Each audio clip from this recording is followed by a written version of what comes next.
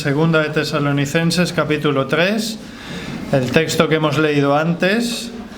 Lo único que vamos a acotar un poquito más la lectura esta segunda vez y será los versículos del 6 al 15.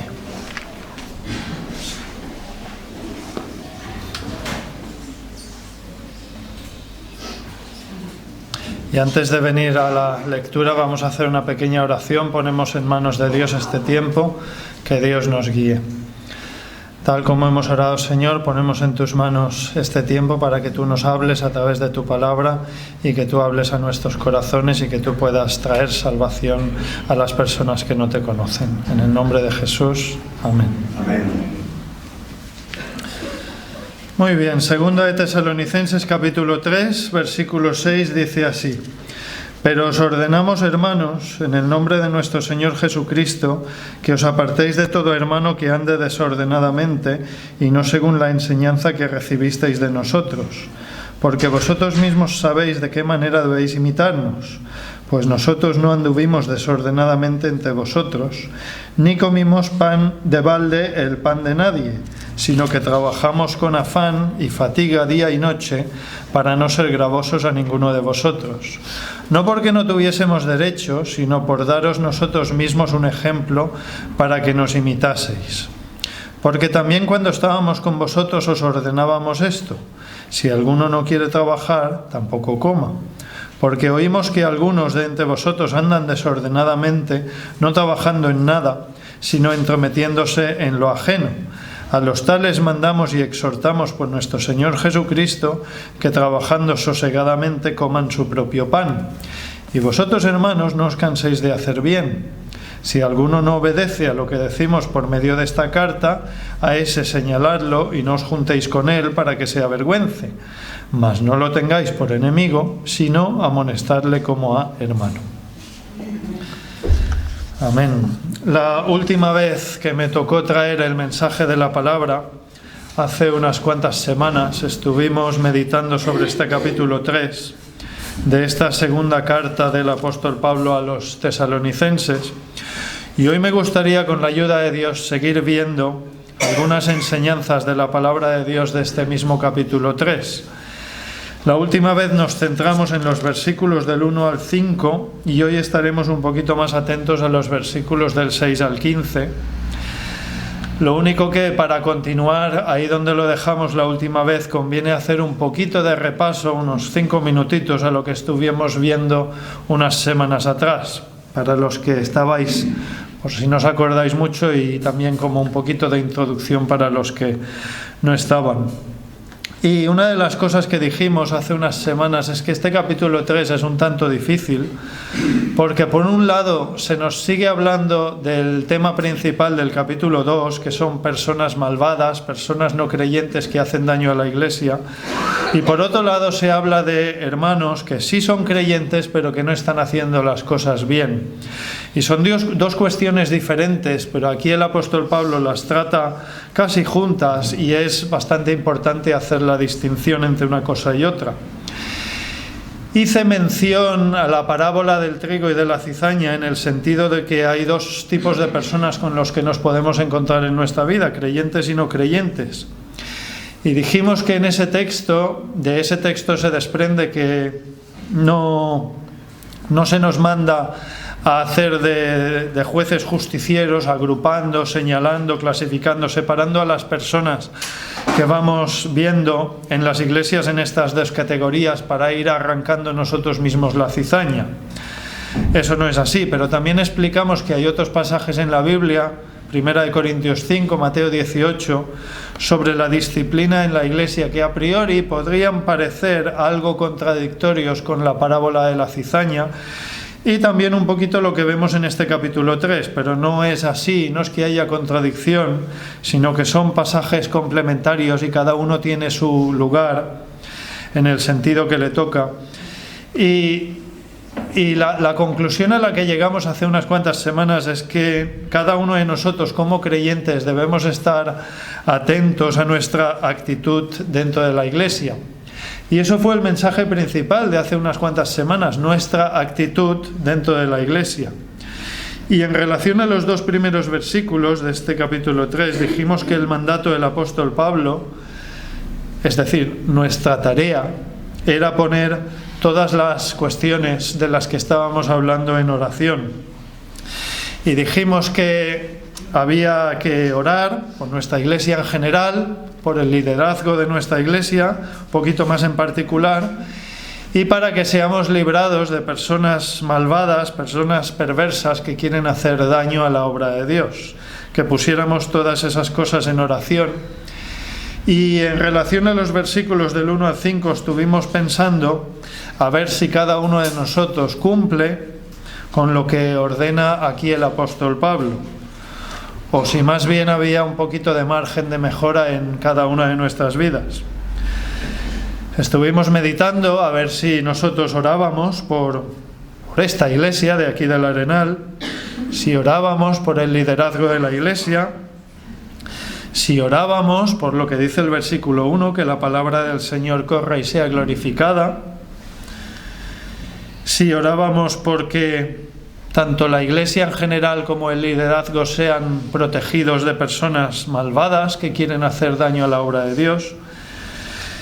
Y en relación a los versículos del 6 al 15 no dijimos mucho hace unas semanas, pero sí que dije una cosa, dije que esto de identificar y señalar al hermano que hace las cosas mal, pues como que a veces se nos da bastante bien, ¿no? Y la conclusión de ese mensaje fue un poquito de retrospectiva y análisis cada uno de su propia vida, que cada uno de nosotros reflexionásemos un poco sobre a ver si mostramos el amor de Dios en nuestras actitudes dentro de la iglesia, hacia los hermanos en la iglesia, y sí, cada uno que meditara si tenía cosas que cambiar en sus propias vidas, en su actitud frente a los hermanos de la iglesia. La esencia de aquel mensaje fue que si bien este capítulo 2 trata de los judas de la iglesia, las personas malvadas que quieren hacer daño a la iglesia, y en buena parte del capítulo 3 se habla del hermano que anda desordenadamente, o sea, el que hace cosas indebidas.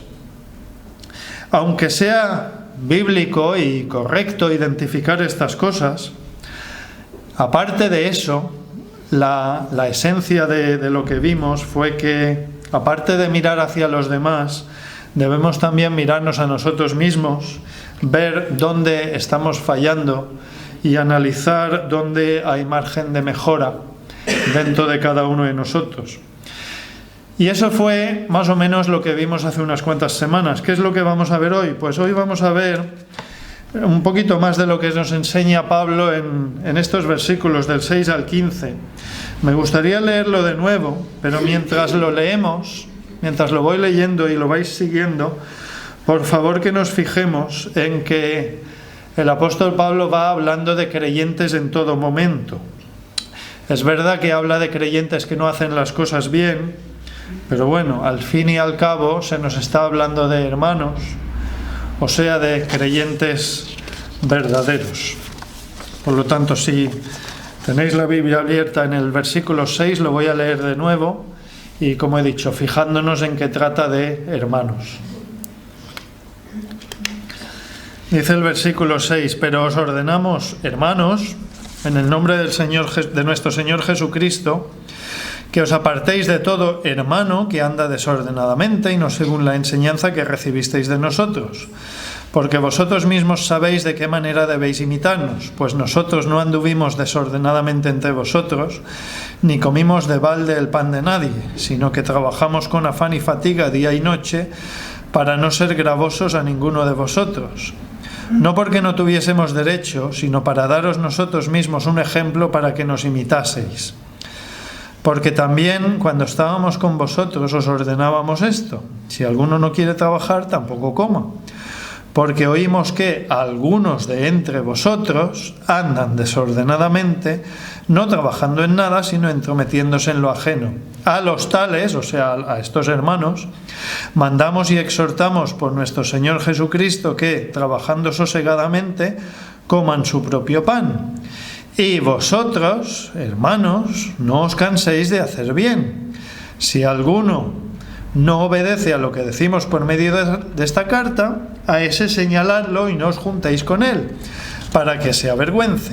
Mas no lo tengáis por enemigo, sino amonestadle como a hermano. Bien, aquí tenemos una serie de indicaciones para creyentes y de qué manera debemos comportarnos dentro de la iglesia. Y esto es para creyentes, todo lo que hemos leído es para nosotros los que creemos. Y vamos a sacar algunas enseñanzas de este fragmento para nuestras vidas prácticas con la ayuda de Dios. Porque el pasaje que hemos leído es un tanto especial en el sentido de que aborda cuestiones prácticas dentro de la iglesia en materia de comportamiento entre hermanos cristianos. Y si bien es cierto que esto fue escrito en un tiempo concreto y en primera instancia para unas personas concretas en la iglesia de Tesalónica, estas palabras, así como el resto de la Biblia por extensión, son de aplicación a todos nosotros, a los creyentes. Y esto es lo que tenemos que tratar de ver, cómo se aplica esto a nosotros y a nuestras vidas, y más concretamente cómo se aplica este texto que hemos leído a las relaciones, a las actitudes que tenemos entre hermanos aquí, en esta iglesia del Arenal. Y si os fijáis en el texto, en la Reina Valera del 60 han agrupado los versículos del 6 al 15 bajo un epígrafe y le han puesto un título, y le han puesto el título El deber de trabajar. Está bien que lo agrupen porque este fragmento trata más o menos de un tema en general, creo que está bastante bien agrupado. Aunque el título, bueno, está más o menos bien, pero no creo que sea el más acertado de todos. Porque hay una cuestión que es la que marca este pasaje, y no es tanto la cuestión de si trabajar o no trabajar, sino que es lo que da contenido a las palabras del apóstol Pablo, y es algo que se repite 3 veces. Fijaos, versículos 6, 7 y 11. Pero os ordenamos, hermanos, en el nombre de nuestro Señor Jesucristo, que os apartéis de todo hermano que ande desordenadamente. Aquí está la clave. 7. Porque vosotros mismos sabéis de qué manera debéis imitarnos, pues nosotros no anduvimos desordenadamente. Sale de nuevo. Y en el 11, porque oímos que algunos de entre vosotros andan desordenadamente. Este es el tema que el apóstol Pablo va dando vueltas en este fragmento, y el griego que se traduce aquí como desordenadamente es atakteo y significa desordenadamente, fuera de orden, irregular, negligente para con las operaciones. Es una palabra que se puede traducir por estas cosas en castellano. Y la palabra griega atakteo también se puede traducir por insubordinación en el ámbito religioso. Creo que así lo entendemos un poquito mejor. Si giráis una página a Primera de Tesalonicenses, o 2 páginas, depende de la Biblia que tengáis, a la primera carta, el 5:14, ahí también sale esa palabra en el griego original. Lo que lo tradujeron diferente, lo tradujeron como ocioso, pero bueno, también es una traducción válida. Primera de Tesalonicenses 5:14. También os rogamos, hermanos, que amonestéis a los ociosos. Sería lo mismo, los que andan desordenadamente, se podría traducir igual. La idea que se transmite con esta palabra es que hay un comportamiento pues irregular, desordenado. Casi se entiende mejor en la primera Biblia que se tradujo al castellano hace 500 años, que decía fuera de orden. Y bien, ¿qué significa? ¿Qué significa? Pues en esencia que había hermanos que no hacían las cosas bien dentro de la iglesia. ¿En qué sentido? Pues lo tenemos un poquito explicado en los versículos del 7 al 10, pero sobre todo atención a la segunda parte del versículo 8. Dice, porque vosotros mismos sabéis de qué manera debéis imitarnos, pues nosotros no anduvimos desordenadamente entre vosotros, ni comimos de balde el pan de nadie, y aquí viene la clave, sino que trabajamos con afán y fatiga día y noche para no ser gravosos a ninguno de vosotros. Pues eso, ¿no? Que al parecer había hermanos en esa iglesia que no trabajaban. El apóstol Pablo da a entender, poniéndose a sí mismo de ejemplo, que lo correcto es que uno trabaje para proporcionarse su propio sustento y no tratar de vivir a costa de los demás. La conclusión de Pablo viene en el versículo 10. Fijaos lo que dice. Si alguno no quiere trabajar, tampoco coma. Esa es como la conclusión. En castellano castizo sería algo así como el dicho popular de te ganarás el pan con el sudor de tu frente y no con el sudor del de enfrente. Que es verdad que es una frase muy popular en castellano, pero en el fondo no es más que una especie de paráfrasis de las palabras de Dios en Génesis 3, cuando le dice a Adán, con el sudor de tu rostro comerás el pan hasta que vuelvas a la tierra.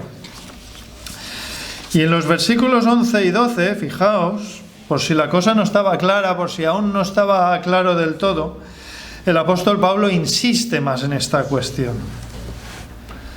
Y dice, porque oímos que algunos de entre vosotros andan desordenadamente, no trabajando en nada, sino entrometiéndose en lo ajeno. A los tales mandamos y exhortamos por nuestro Señor Jesucristo que, trabajando sosegadamente, coman su propio pan. Pablo insiste. Perdón que bebo, pero tengo la garganta un poco tocada. Parece que da una vuelta de tuerca a lo mismo, pero más que insistir, es una explicación adicional en este versículo 11, para que se entienda un poco mejor por dónde iba la cosa. Y luego en el 12 da como un mandato, es como una orden a acatar, a obedecer. Y la orden es a no estar desordenadamente en la iglesia, sino en orden. Y antes he dicho que esta palabra griega, atakteo, que aquí viene traducida como andar desordenadamente, también transmite la idea de insubordinación en el ámbito religioso. El apóstol Pablo, en el fondo, lo que está haciendo es llamando a orden, está mandando y exordenando a la subordinación bíblica de los hermanos que no estaban haciendo las cosas bien dentro de la iglesia. Y si volvemos al 11, volvemos un momentito al 11, esa explicación que hemos dicho para que se entienda un poco mejor. Fijaos que el apóstol Pablo dice dos cosas. Una es que no trabajan en nada, y dos, que se entrometen en lo ajeno. Bien, lo primero, que no trabajan en nada, eso ya más o menos lo habíamos captado, ¿verdad? Eran personas que no trabajaban. Y de los versículos anteriores podemos más o menos deducir que era gente que estaba viviendo a costa del sudor y del esfuerzo y de la generosidad de los demás. Pero lo segundo aquí es un poquito novedad con respecto a los versículos anteriores, porque dice esto de entrometiéndose en lo ajeno.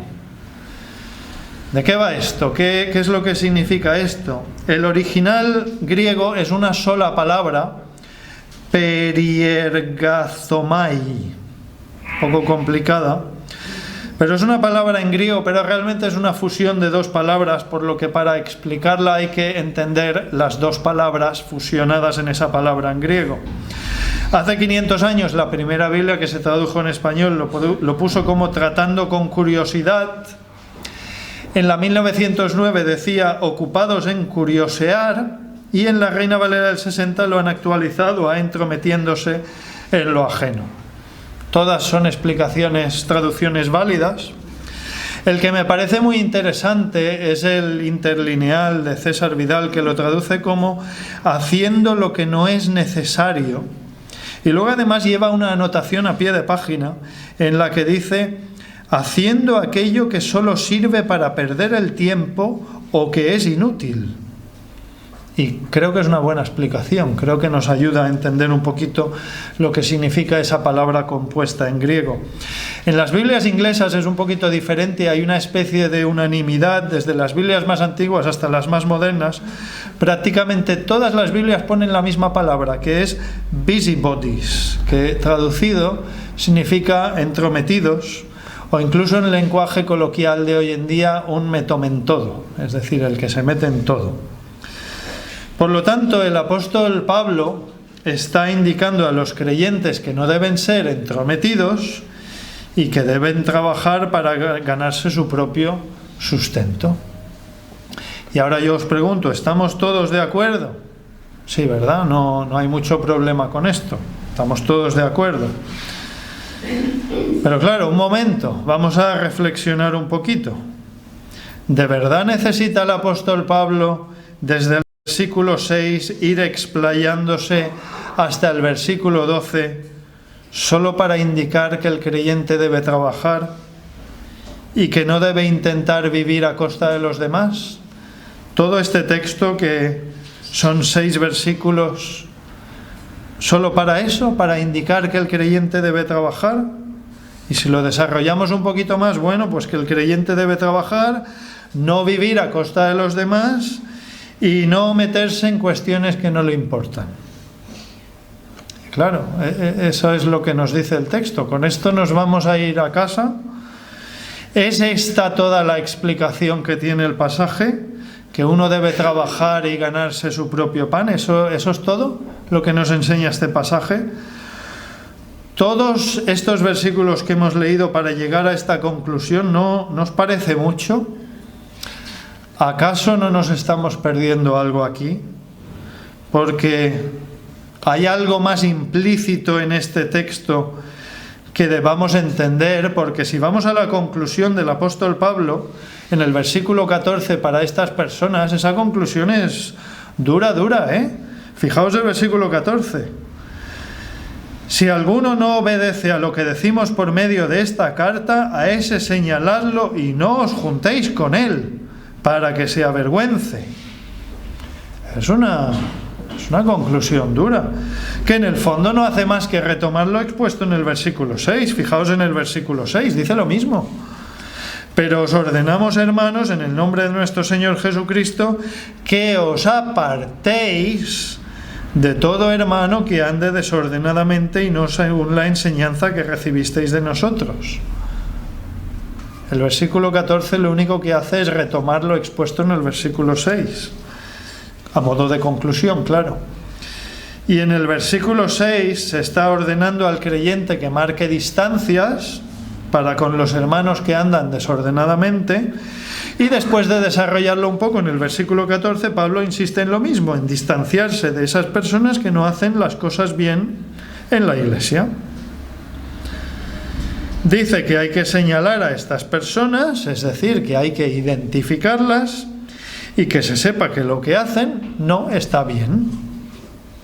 Luego explica que no hay que juntarse con ellos, o sea que hay que marcar distancia, y finalmente da el motivo para que sientan vergüenza de lo que hacen, es decir, para llevarles a la reflexión sobre su comportamiento.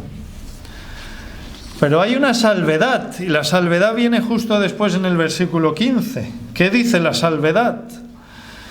Mas no lo tengáis por enemigo, sino amonestadle como a hermano.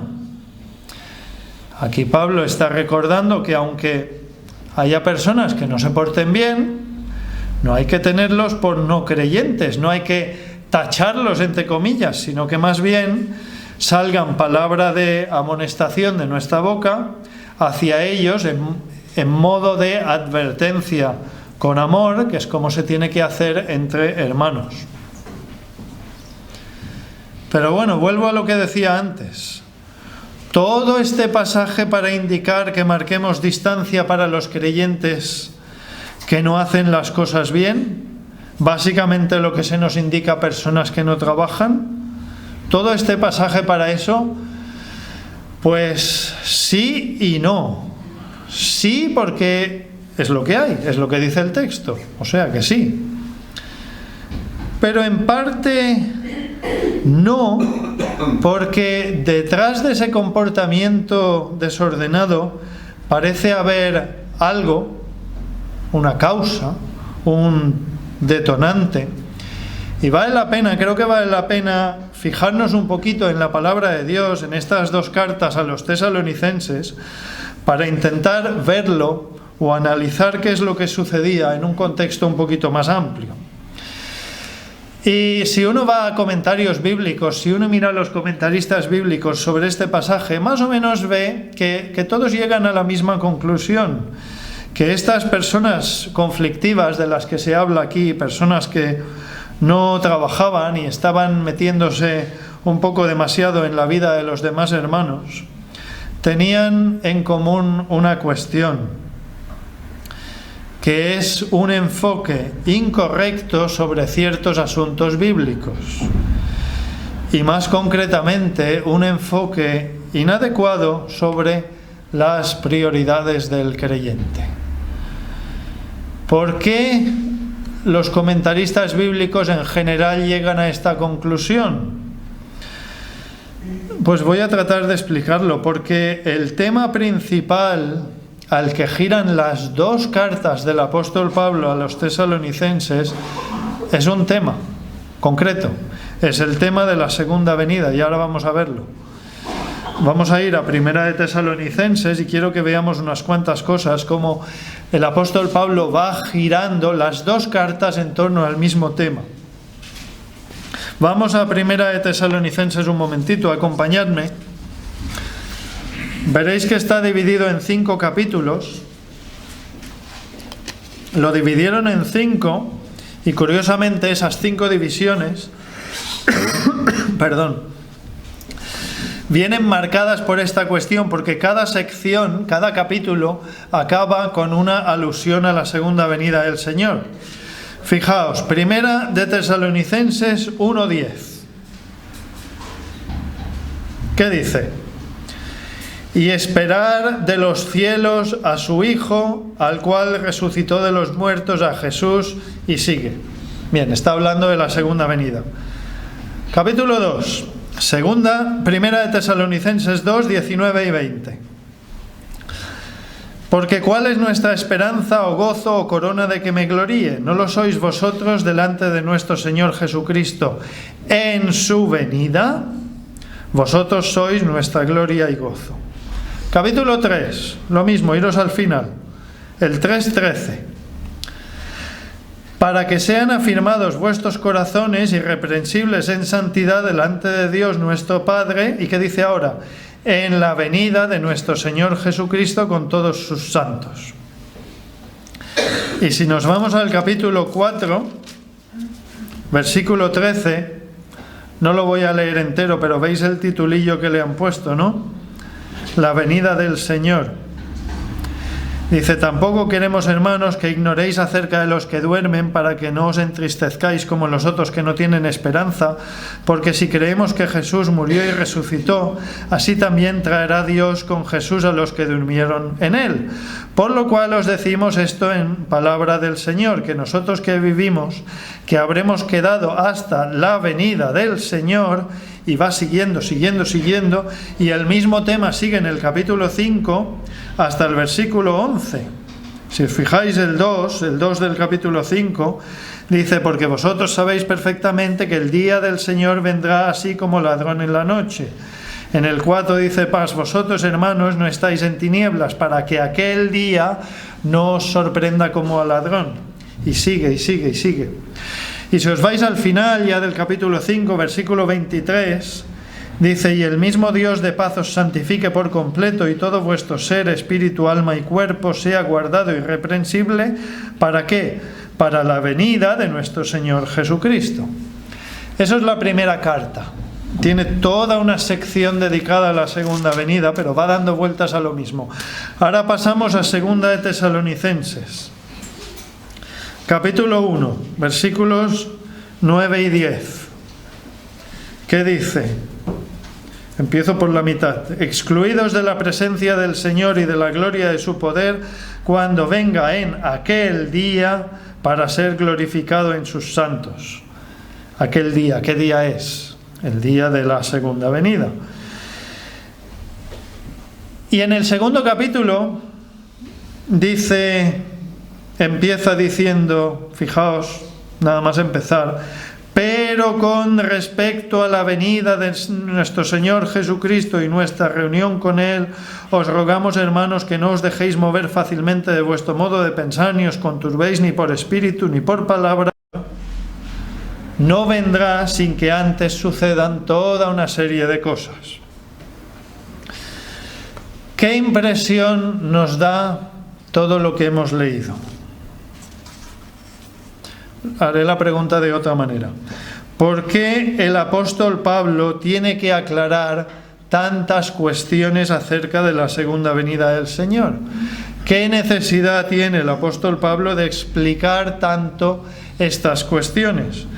Pues el pensamiento generalizado que este hecho transmite es que a los tesalonicenses se les estaba yendo un poquito el equilibrio con la cosa de la segunda venida y parecían estar un poquito desenfocados. Y las menciones y explicaciones del apóstol Pablo con respecto a la segunda venida dan la impresión de que estas personas estaban demasiado atareadas, ansiosas con esta cuestión. Incluso se podían decir que estaban un poquito obsesionados con la cosa. Y por eso el apóstol Pablo en estas dos cartas tiene que ir poniendo las cosas en su sitio. En la primera carta, como hemos visto al final del capítulo 4 y principios del 5, les dedica toda una sección de la carta a poner con detalles cómo será la segunda venida del Señor. Y en la segunda carta, y esto es importante, el capítulo 2, lo que acabo de leer, ya entra a fondo en la cuestión temporal, en la cuestión del tiempo, del cuándo, y les desmiente una cosa que por lo visto parecía estar circulando entre los tesalonicenses, que era el inminente regreso ya mismo, pero es que ya mismo, del Señor. Y se deduce esto por las palabras que he leído del capítulo 2, porque Pablo tiene que decirles muy directamente que el día del Señor está cerca, versículo 2, sí, está cerca, vale, el fin del mundo está cerca, pero que no iba a venir sin que antes sucedieran toda una serie de cosas. Eso es el capítulo 2. Y en el capítulo 3, lo que estamos viendo hoy, que es la conclusión en el fondo a estas dos cartas, a esta iglesia, Pablo acaba dando solución, carpetazo en lenguaje de hoy en día, a la cuestión práctica del diario vivir en esa iglesia, que es lo que podemos intuir, que algunos estaban dejando de trabajar, algunos estaban dejando de atender al día a día, porque parecían creer que el Señor regresaba ya mismo, pero ya mismo en cuestión de días o semanas. Y que por lo tanto, ante esta inminencia, pues casi que ya no valía la pena, muchos pensaban en seguir con las tareas del día a día. Trabajar, sembrar, cultivar, cosechar, construir, hacer esto, hacer lo otro. Todo indica que en la iglesia de Tesalónica los hay que habían perdido un poquito el norte con la cuestión de la segunda venida del Señor. Y es cierto que no se nos da el motivo así específico, no hay un versículo específico que lo diga. Y soy muy consciente de que lo que estoy argumentando es una deducción que no sale en el texto. Pero creo que sí, que los comentaristas en general están en lo acertado cuando intuyen, en base al tema principal de estas dos cartas, este tema. Y si los comentaristas bíblicos en general tiran en esta dirección, pues será por algo, sobre todo apoyados en el capítulo 2, en lo de que el día del Señor no vendrá sin que antes sucedan toda una serie de cosas. Vamos, que Pablo les estaba diciendo que la venida del Señor no era tan inminente como ellos estaban empezando a pensar, que no era cuestión de días o semanas, y que por tanto volvieran a sus tareas, a sus quehaceres de la vida cotidiana.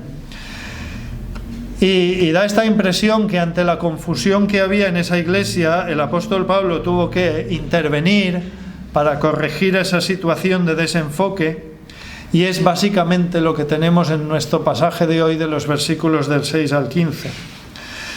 Y parece que lo sabía, que habían dejado de trabajar, y aunque sea casi un decir, pues estaban como casi mirando al cielo, esperando la ya inminente venida del Señor. Bien, terminamos. No es una predicación muy compleja hoy, es bastante simple. Vamos terminando. ¿Qué aprendemos nosotros de todo esto? ¿Qué hay para nosotros en todo esto? Pues creo que la enseñanza básica es que debemos estar centrados en lo que nos indica la palabra de Dios, ni más ni menos. Y quiero acabar hoy de la misma forma que terminamos el último mensaje de hace unas cuantas semanas. Que cada uno de nosotros nos examinemos nuestras vidas, a ver si estamos cumpliendo lo que vemos en la palabra de Dios dentro de nuestras vidas, porque es muy fácil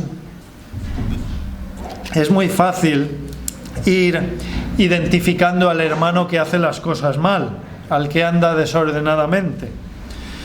Y ya lo dije en su día y lo digo hoy, es correcto y es bíblico señalar a los hermanos que no andan como es debido en sus vidas.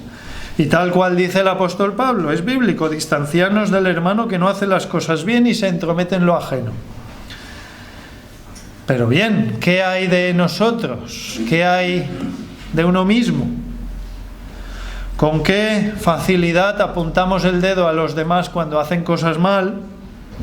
Pero lo de apuntarnos a nosotros mismos como que nos cuesta un poco más, ¿no? Como he indicado antes, el original griego que tenemos aquí traducido como entrometiéndose en lo ajeno es periergazomai. Creo que la versión anterior a la Reina Valera del 60, la 1909, creo que capta muy bien el significado cuando lo traduce como ocupados en curiosear. Y también me gusta esa explicación de César Vidal de la palabra compuesta en griego cuando dice que significa haciendo lo que no es necesario o haciendo aquello que solo sirve para perder el tiempo o que es inútil. Yo creo que estas explicaciones nos ayudan a entender el pasaje. Pero claro, si nos hacemos la pregunta, ¿hay algo de periergazomai en cada uno de nosotros a día de hoy? ¿Hay en nuestras vidas algo de eso de estar ocupados en curiosear, haciendo cosas que no son necesarias, haciendo aquello que solo sirve para perder el tiempo o que es inútil? Que cada uno se lo pregunte. ¿Hacemos cosas que solo sirven para perder el tiempo o que son inútiles? Lo voy a preguntar de otra manera. ¿Vemos mucho Telecinco? ¿Demasiado móvil? ¿Nos absorben las telenovelas, las películas, las series? ¿Nos absorben estas cosas? En el pasaje que hemos visto hoy, el apóstol Pablo habla de cristianos que no están centrados. Y este pasaje que hemos leído de 2 de Tesalonicenses 3, yo creo que es un aviso para todos nosotros que tengamos cosas en nuestra vida que no son importantes y a las que estamos dedicando demasiado tiempo. Y parece ser que los creyentes de Tesalónica estaban muy obsesionados con la segunda venida del Señor. Sí, es la impresión que da. Y a día de hoy también los hay que están obsesionados con la venida del Señor y el fin de los tiempos. Y es algo que a priori pues parece bastante bíblico. Pero todo indica que algunos de esos tesalonicenses estaban descentrados hasta tal extremo que eso ya estaba condicionando su día a día. Y estaban dejando de lado cosas muy básicas como el ir a trabajar para poder comer, y al final estaban comiendo por el sudor y el esfuerzo de sus hermanos. Y eso no es correcto. Hay una Biblia de estudio que hemos traído unas cuantas para la librería porque consideramos que es de las mejores en cuanto a los comentarios. Es una Biblia que se llama Herencia Reformada, algunos ya la tenéis. Y sobre este pasaje comenta una cosa muy interesante y me gustaría leerlo. Dice así, la mala doctrina conduce a una mala práctica. Una perspectiva fanática de la inminente segunda venida de Cristo puede conducir a una multitud de errores, incluyendo el no obedecer a los mandamientos de Dios en la vida personal, familiar y pública. Es muy cortito y es muy sencillo, pero creo que tiene mucho de verdad y es un poquito resumen de todo lo que he estado diciendo hasta ahora. Y esto es lo que pasa a veces, que hay un desenfoque y nos puede pasar a todos. En ocasiones se dice, a modo de ironía, que si una iglesia organizara una conferencia y le pusiera por título algo así como, por ejemplo, nueva interpretación de tal o cual pasaje de Apocalipsis, pues que entonces la iglesia se llenaría hasta los topes de gente para escuchar esa charla. Pero si en cambio a la conferencia se le pusiera un título, por ejemplo, el amor de Dios reflejado en la cruz de Cristo, entonces a esa charla tal vez irían los 4 gatos de siempre. ¿Vemos la gravedad de lo que significa perder el norte con ciertas cuestiones? Porque se acaban dejando de lado las cuestiones básicas. Hay un versículo que creo que indica esto muy bien, lo resume muy bien, que son todas esas acusaciones de Jesús a los fariseos en Mateo 23. Hay una, Mateo 23, 23, que les dice: «Ay de vosotros, escribas y fariseos hipócritas, porque diezmáis la menta y el eneldo y el comino, y dejáis lo más importante de la ley, la justicia, la misericordia y la fe. Esto era necesario hacer sin dejar de hacer aquello». Creo que refleja muy bien lo que estoy tratando de decir este versículo. Por eso el apóstol Pablo tiene que ser duro en relación a la disciplina de estas personas. Por eso el versículo 14 dice: «Si alguno no obedece a lo que decimos por medio de esta carta, a ese señaladlo y no os juntéis con él para que se avergüence». Y el versículo 15 dice: «Mas no lo tengáis por enemigo, sino amonestadle como a hermano». El versículo 15 está aquí porque el fin de la disciplina en la iglesia no es el hacer daño, por supuesto que no, es todo lo contrario, es obrar el arrepentimiento de la persona disciplinada para que vuelva con un corazón arrepentido y con ganas de obedecer la palabra de Dios. Bien, acabamos. 3 minutos. La cuestión del trabajar y no trabajar. Yo creo que tampoco nos sentimos muy identificados con esto hoy en día, porque más o menos la mayoría somos conscientes de nuestra necesidad de ingresos regulares todos los meses. Hay que pagar la casa, la luz, la comida, las facturas. El dinero lo necesitamos todos los meses. Y es verdad que en nuestros días, hoy en día, ya no es tanto una cuestión de trabajar o no trabajar por gusto, sino que es más bien la esencia de eso, que es ver si estamos centrados en nuestra vida cristiana y en nuestra obediencia a la palabra de Dios. Porque hermanos que no hacen las cosas bien en la iglesia, hermanos que se aprovechan demasiado de la generosidad de los demás, hermanos que están por cosas de escasa importancia, hermanos que pierden demasiado el tiempo con cosas innecesarias, hermanos que no tienen bien las prioridades en sus vidas. ¿Y quiénes son estos hermanos? ¿Es la persona que está sentada a tu derecha o a tu izquierda o delante o detrás de ti? Podría ser cualquiera en esta sala, excepto tú, ¿no? Porque esta predicación de hoy es para ti, es para mí, es para cada uno de nosotros. Vale, a lo mejor no estamos tan descentrados como para que se nos tenga que llamar la atención tan duramente como indica el versículo 14, pero bueno, cada uno de nosotros sabe dónde falla, dónde pierde el tiempo y en qué momentos hace las cosas como no es debido. Y ya está, el mensaje de hoy es que reflexionemos un poquito sobre nuestro comportamiento en la iglesia, sobre nuestra actitud en la iglesia, y sobre todo que analicemos un poco si estamos descentrados en alguna cuestión, en algún aspecto, y en lenguaje coloquial básicamente que no estemos perdiendo el norte. Y hay un versículo que no he dicho nada, hay uno que no he dicho nada, es el 13. ¿Qué dice el 13? Y vosotros, hermanos, no os canséis de hacer el bien. Pues yo creo que nos deberíamos quedar con esto.